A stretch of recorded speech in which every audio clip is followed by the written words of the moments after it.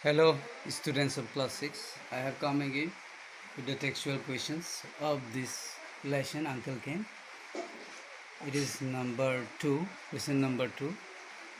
Rearrange the completed statements above so that they appear in the same sequence as in the story.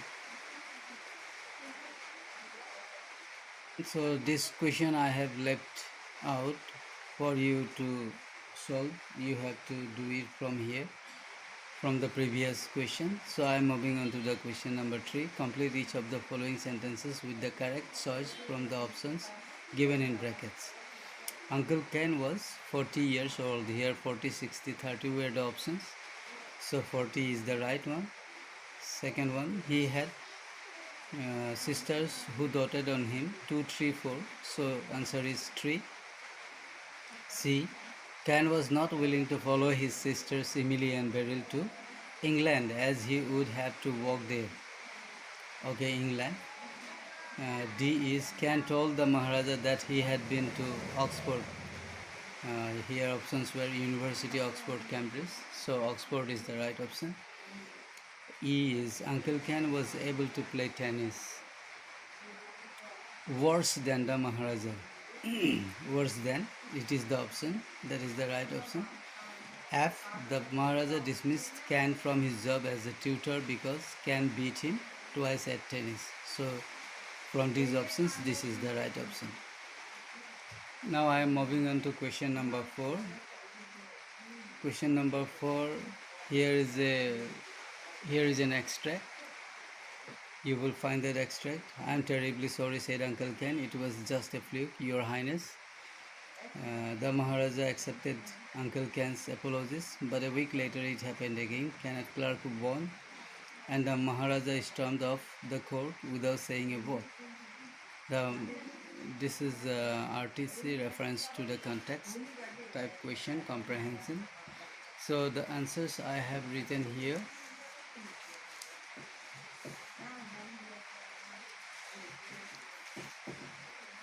First question, why does Uncle Ken apologize to the Maharaja? The answer is Uncle Ken apologizes to the Maharaja for having beaten the Maharaja at tennis. So the second one, B, what does he mean by it was just a fluke? Was this true? So two parts are there in the question. By it was just a fluke, Uncle Ken mean that it was an unexpected occurrence.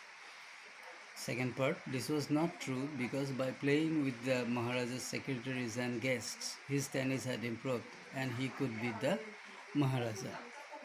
Now see, how does the Maharaja react to this incident? Does he react in the same way when it happened again a week later?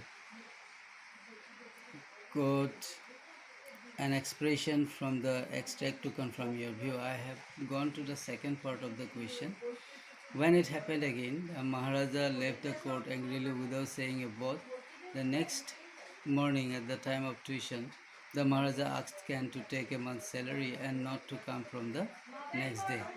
Now the quote, the line, we won't be requiring your service from tomorrow, Mr. Clerk. I have asked my secretary to give you a month's salary in lieu of a notice, tells this.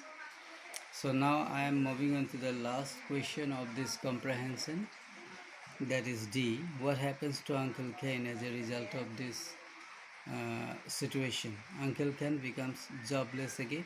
He goes home, informs Granny, and with his hands in pockets, whistles away cheerfully. So these are the answers to this comprehension type question.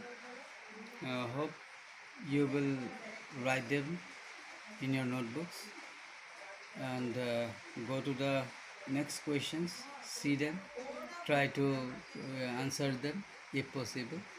I will be there with the question answers again tomorrow. Till that time, goodbye. Thank you.